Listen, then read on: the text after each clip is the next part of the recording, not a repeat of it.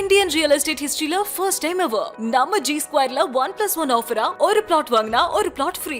S, இது lucky draw இல்ல. நீங்க எங்க பிளாட் வாங்குறீங்களோ அதே இடத்துல அதே வேல்யூல இன்னொரு flat free. No extra charges, no hidden cost. ஒரு பிளாட்கான மார்க்கெட் பிரைஸ பே பண்ணுங்க, 2 பிளாட்ட சொந்தமாக்கிக்கோங்க. 1 payment double asset, double appreciation. இந்த 1+1 ஆஃபரை கிராப் பண்ண நம்ம கிரெடாய் ஃபேர் ப்ரோ ஈவென்ட்ல ஸ்டால் நம்பர் D3 விசிட் பண்ணுங்க, உங்க லைஃப் அப்கிரேட் பண்ணுங்க. கால் 8939750009.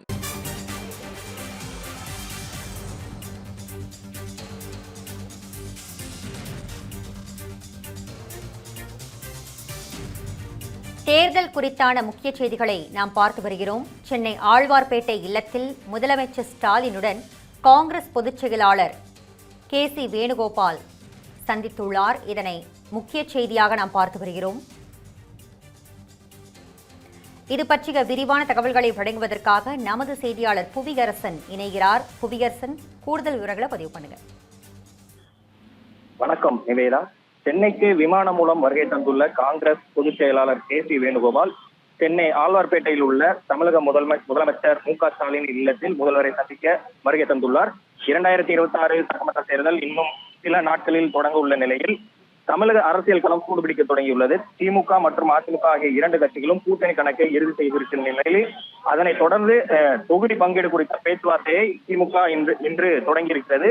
திமுக கூட்டணியை பொறுத்தமட்டில் காங்கிரஸ், கம்யூனிஸ்ட் கட்சிகள், VPK, இந்திய யூனியன் முஸ்லீம் லீக், மதிமுக, மக்கள் நீதி மையம் ஆகிய கட்சிகள் திமுகவின் கூட்டணியில் இருக்கின்றன. இன்று முதல் கூட்டணியில் உள்ள கட்சிகளுடன் தொகுதி பங்கீடு குறித்த பேச்சுவார்த்தையை திமுக தொடங்கி இருக்கிறது. இதற்கென்று TR பாலு தலைமையிலான 7 பேர் கொண்ட குழு ஒன்றையும் திமுக அமைத்திருந்தது. குறிப்பாக இன்று காலை இந்திய யூனியன் முஸ்லீம் லீக் கட்சியுடன் தொகுதி பங்கீடு சம்பந்தமாக பேச்சுவார்த்தையில் ஈடுபட்டிருந்தனர்.